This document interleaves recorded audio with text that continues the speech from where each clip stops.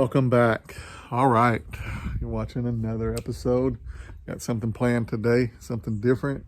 I want to share it with you guys, kind of show you how I do a European mount on a buck. So what I got here today is a buck that was shot down the road from my dad's place. It's actually my dad's neighbor, and he's got a really good spot where, I mean, it's just a highway of deer, and or a highway where deer and hogs and everything travels. So and I actually got permission to shoot some pigs with my bow out there, so stay tuned to the channel. And I just put up a stand just the other day there, or actually just yesterday. Me and my wife went out there and threw it up real quick, just a ladder stand, like, I mean, one that I had laying around. So I'm gonna get out there here hopefully pretty soon, maybe this week, and see if I can arrow a hog. But it's an awesome place, guys. Let me just show you the deer. They shot 4 bucks just like this, or about this size out there. All right, guys, check it out. Look at that. Look at that rack, guys.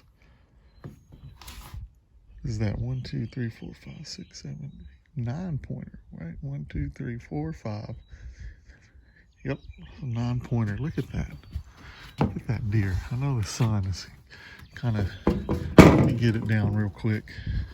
You guys can get a good look at it. I mean, look at that. Look at that deer. And that's the deer that should be coming through our place. So, I mean, that's a nice buck. Anyways, we're gonna be doing a European mount. I'm gonna do a European mount for this guy. In return, like I said, he's gonna let me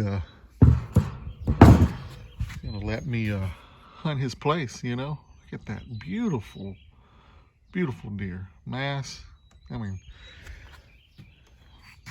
from where we're at, that's a good buck. Anyways, guys, easy setup.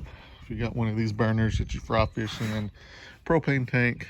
As you can tell, I did a deer probably about 3 weeks ago. One that I had in my freezer, a buck that I had for about 4 years. The last buck I actually shot, had it in there, left it out here. The next day it was gone. Dogs, wild dogs or something, came in my yard and snatched it up and took it. Anyways, real simple, you know, water. We're gonna go ahead and, usually you would thaw out a buck and take all the fur off of it, you know, deface it or whatever, but it'll still work like this. It's gonna take a little time, but we'll fill it up with water, get it boiling, and that stuff will eventually just start. You can get a knife and just cut it off, but it's gonna take a while with this fur and hide on it. So we're gonna get to it. I'm gonna show you guys how I do it, and you'll see the finished product after I'm done. Sorry for the sun. I know the sun is real bad right now. Try to focus in on that. Anyways, we're gonna get this thing looking good, guys. All right, so I moved it onto the ground right there. I'm gonna turn it up. Went ahead and submerged the head underwater there. Make sure you got sufficient propane, which I got 3 bottles. A pair of oven mitts, and I have a bucket of water, you know, ready, so you don't have to go back and forth and fill up water and put in there. If you have a bucket, you can just pour once it evaporates, because it is going to get some evaporation. So anyways, we're going to let it boil, and we'll see. I don't know what time it is, probably about 10 o'clock, and we'll see how long it's going to take. It's probably going to be an all-day process for me, simply because I didn't deface it or take the skin off the head. So we'll just let it boil out. All right, guys. All right, so turn it down for a minute here. If you can see, it's starting to boil pretty good. And another thing you can do is you can get foil and you can wrap around the base of the horns if you don't want them to darken up like that. I kind of like them to darken up like that. It gives it a little bit of character. But I might go ahead and wrap them right now so they don't get burnt looking. What I did is just kind of split right there down the head all the way to the nose, And when it starts to loosen up, everything will just crumble, fall off. You know, the bone, the lower jaw will fall off at a ligament right there. All right, so we're gonna continue boiling it. Like I said, I'm gonna go get some foil and go ahead and wrap these bases of the horns. All right, you can see I kind of put some foil around it. Didn't do too good of a job. But what I did right there, not an X, but like a plus sign, right here, and from base to base. So when it loosens up and you can get that fur or the hide off its head, you just peel it off. So right now, it's starting to fall off the nose. So it's going pretty good. Just trying to protect those horns a little bit from heat. But like I said, it's still going to look good if it gets a little dark. So it don't bother me. Sophie, get out of there. Charlie, get over here.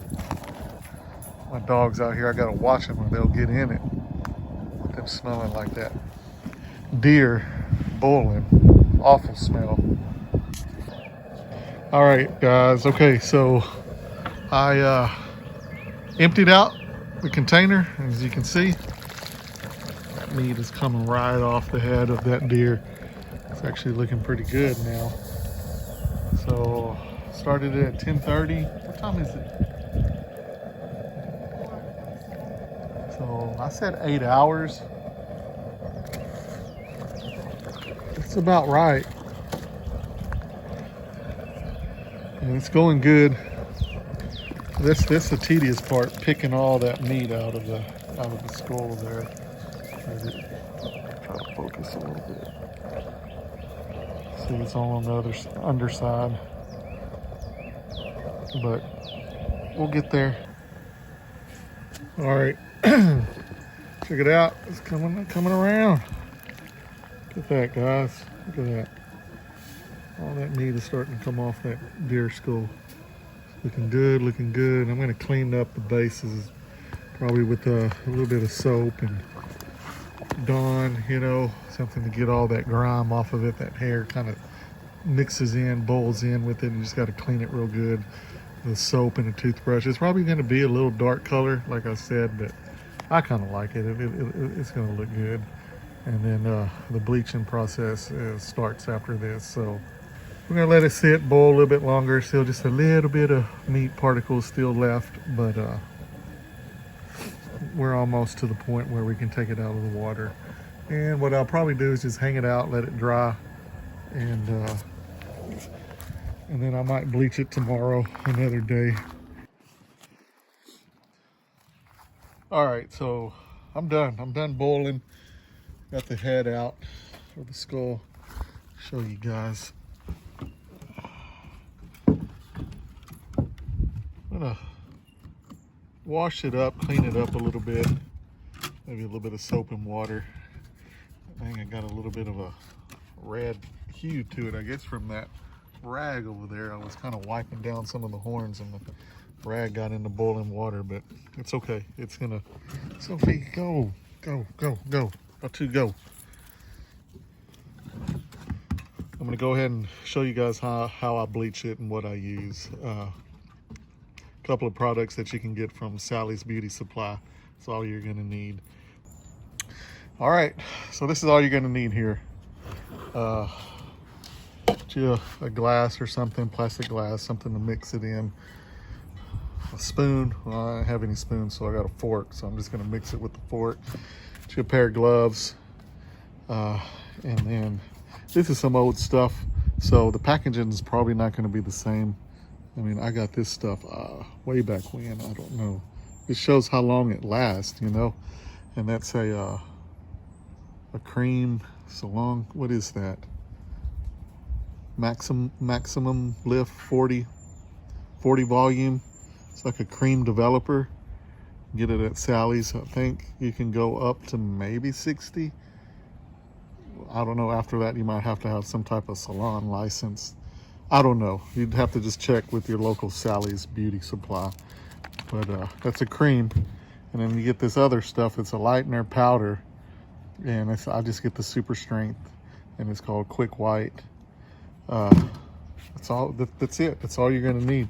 And you can see I've had this probably for 7 years, and I've done probably more than a dozen heads with it. So, I mean, it works, man. So all you got to do is just mix the two. I just kind of do equal parts. You can add a little bit more powder. You make a consistency like a toothpaste, if that makes sense. Because what I'm going to do is put it on my glove or my hand, and I'm just going to pick it up and just smear it all over the skull. So you'll see here in a sec what I'm talking about.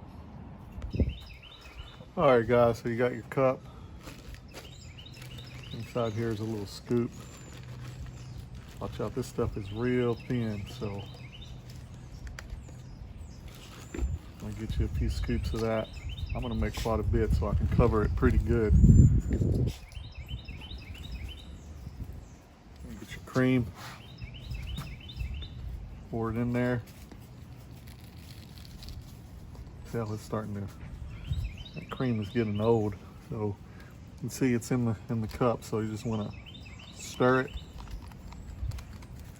Make a paste. But that's cool. I mean, you probably just need about that much to cover it. I'm gonna go ahead and fill it up a little bit more because, like I said, I want to put a good layer of that stuff on there. Yeah, you see, the dog come around here, stuff gets in your throat. You can see the paste.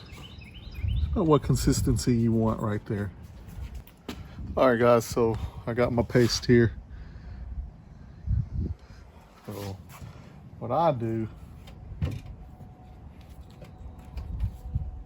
is I'm gonna get it with my fingers.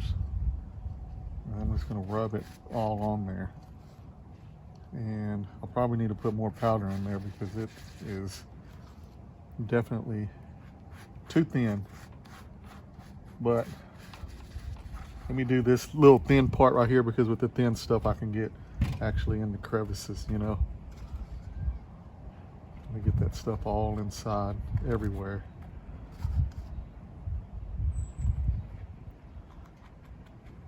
I'm gonna thicken it up a little bit, guys. It's too thin. I'm just gonna put a small layer on there. Make sure you get a lot on the teeth, because that's what you really want to try to bleach out the teeth so it's real white. All right, I thickened it up a little bit. See, it's a little bit thicker. It's not running as much. So I'm really gonna cake it on now. And I'll probably let this dry, and I'm gonna cake another layer on top of it. And then I'm gonna let it sit for a few days. I'm gonna hang it up on the fence over here where the sun hits it. That sun is gonna help bleach it out too.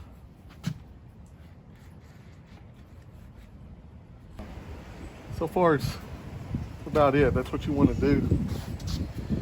You know, get it looking like that. And let it dry a little bit. You can add another layer on top of it, which I got just a little bit on the bottom of the cup. I'm just gonna wait.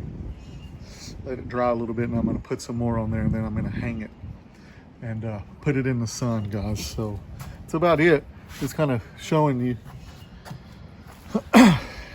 how I bleach it and what I use. So the next clip, you'll see the finished product, guys.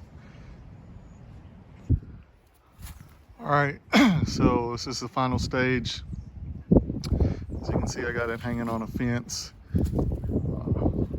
where I can have sunlight hit it in the afternoon. So also is to keep it away from animals like dogs coming in your yard and trying to get your mount.